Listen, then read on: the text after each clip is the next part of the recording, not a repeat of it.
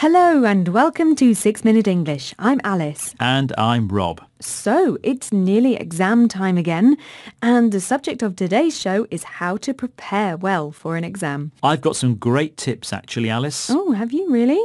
Can you remind me what grades you got at school? Yes, something like, was it A, B, C, Oh, D? right, so you didn't get very good grades. I probably should have started revising earlier, but my learning strategies were very good. Oh, really? Well, when you revise for an exam, you study information you learned before. Okay, Rob, I'd love to hear more about your learning strategies, but first, here's today's quiz question for you. What's the word for a system such as use of special poems or rhymes to help you remember something? Is it A, pneumatics, B, mnemonics, or C, hypnotics? I'll go for B, mnemonics. Well, we'll find out whether you got the answer right or not later on in the show. Now, according to current scientific research, some study methods popular with students aren't actually very effective. Don't tell me putting your textbook under your pillow at night doesn't work. Did you try doing that, Rob? Yes, I did, but without much success. Maybe I was using the wrong kind of pillow? Well, let's talk about more conventional methods than the book under the pillow one. These include summarizing, highlighting, or underlining text to help you remember it. I do love a pack of highlighting pens, though. Oh yes, me too. And actually, highlighting text was one of my top tips. But I used to get so absorbed with the highlighting, I'm not sure I was actually learning anything useful. My notebooks were works of art, though. Yes, and that's the point made by John Dunlosky, Professor of Psychology at Kent State University in the US, who says that you need to do more than just highlight information. You need to test yourself on it. Let's hear from him now. Students who can basically test themselves or try to retrieve material from their memory are going to learn that material in the long run a lot better. So for instance, maybe you start by reading a textbook using your favorite highlighter and favorite colors, but then you go back and make flashcards of all the critical concepts. And instead of just rereading those, you basically try to test yourselves on them. Professor John Dunlosky there.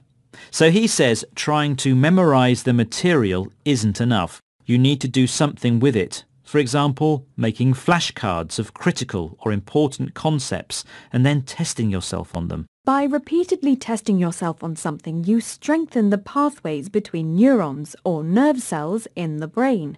And the more often you do this, the easier it becomes to retrieve information.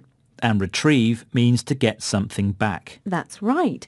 When you repeatedly test yourself over a longer period of time, for example, over months or weeks, this is called distributed practice, and psychologists believe this is a very effective way to learn. It sounds like hard work though, doesn't it? I prefer the cramming method, which means to try and learn lots of information in a short period of time.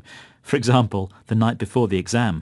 I don't know, Rob. We don't cram to learn other things like music or dancing or football or language learning. It's far more effective to join a conversation class and practice speaking every week than to practice for hours in front of the mirror the night before your oral exam. That's a good point. In fact, I used to sing irregular French verbs to myself every day in the shower for weeks before my French exam, and that helped me remember them more easily. Excellent. Making different types of associations with what you're trying to learn, for example musical associations, is meant to be effective. Let's listen now to Professor Dunlosky talking about visual associations. I would encourage students as they're reading to try to elaborate mentally using images as they're reading to kind of develop a more vivid picture of what they're reading. Again, that'll help quite a bit for some kinds of studies, maybe history and so forth, and a little bit less so for more conceptual studies. And if you elaborate on something, it means you add more information. In this case, mental pictures. So, creating mental pictures is useful for some subjects, like history or languages. But conceptual subjects, ones based on abstract ideas rather than things, like maths, for example, it might not be so easy to associate ideas with pictures. Now, what about Albert Einstein? People say he was a very visual thinker. Well, you've got me there, Rob. I don't know the answer to that, but I can give you the answer to today's quiz question. I asked, What's the word for a system, such as use of special poems or rhymes to help you remember something? Is it A, pneumatics, B, mnemonics, or C, hypnotics? I said mnemonics. And you were right. Great. Well done. Research on mnemonics suggests they are a good strategy for learning certain kinds of things, like how to spell difficult words. For example, the first letters of this sentence. Big elephants cause accidents under small elephants. Spelled because. Now, do you think you can remember the words we heard today, Rob? We heard revise, critical, neurons, retrieve, distributed practice, cramming, elaborate, conceptual. Well, that's the end of today's 6-Minute English. Remember to join us again soon. Bye-bye. Bye-bye. 6-Minute English from the BBC.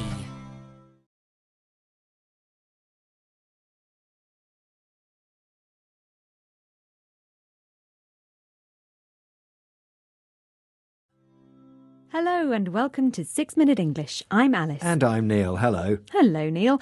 You went to university, didn't you? Ah, yes. University, the best days of my life. I made fantastic friends, went to great parties. Did some work? Well, yeah, I did some work, but probably not enough. Well, the subject of today's show is student mental health. So, Neil, do you think you're looking back at your university days through rose-tinted spectacles, and that means looking at a situation as being better than it really was? I did feel out of my comfort zone when I arrived, yes. Everyone seemed to know everyone, knew where to go. Yes, well, being out of your comfort zone means being in a situation that you aren't familiar with and which makes you feel nervous. Did you talk to anyone about your feelings, Neil? Did you get any counselling? And that means professional help with personal or psychological problems. What? No, not me. I'm one of those men who isn't good at talking about their feelings, Alice. Oh, right. I just felt a bit homesick, that's all. I missed my friends and family. But dear. let's move on, shall we? Why don't you ask me today's quiz question? All right then. So here it is. In a survey of students at Imperial College London, how many students said they suffered from high levels of stress or a mental health condition during their time at college? Was it A, 1 out of 4, B, 2 out of 4, or C, 3 out of 4? Well, I'm going to go for C, 3 out of 4, because I do think that university life can be more stressful than people realise. Yes, and stress means pressure or worry caused by a difficult situation. OK, we'll find out if you're right or wrong later on. Now, in the UK, there has been a rise in students using counselling services. Why is that, Alice? Well, let's listen to Kirsty, a student at Exeter University, talking about why she has had problems. And here's a question for you while you listen. Did she enjoy her first days in college? No, the thing is, it's a real balancing act. When I first got to university, I don't think I really realised that I'd forgotten how to make friends. You know, I'd been with the same school friends for 7 years. And so I was trying to balance, you know, social success with academic success whilst learning how to look after myself at quite a young age. And I think that's the experience of a lot of young people. And people really struggle with it. What's a balancing act, Alice? It's where you try to give your attention to 2 or more things at the same time. So here, Kirsty is trying to balance making new friends with doing her academic work and learning to look after herself. What does Kirsty mean when she says she's learning to look after herself? Well, to look after someone means to protect or take care of someone. And in this case, Kirsty's learning to take care of herself. For example, doing her own shopping and cooking. OK, let's listen to Dr. Ruth Caleb of the Counselling Service at Brunel University in London, talking about what practical stuff students could learn before leaving for university that might make life easier for them. Certain things that I think it would be very, very helpful for students to have put in place are an ability to do the practical things of life, to do the washing, to do the cleaning and so on, being able to cook. Budgeting is extremely important in university life, and also spending time on your own comfortably. Oh yes, that's excellent advice. I couldn't boil an egg when I arrived at uni. Oh, really? Can you do it now, Neil? Just about. Oh, great. Okay. And what about budgeting? Well, this means planning how much money you have and how you will spend it. Still pretty bad at that. However, I am very good at spending time on my own comfortably. Yes, I can believe that. Feet up, watching TV with a takeaway. Takeaway, of course a takeaway, because I can't cook anything. No. Not even an egg.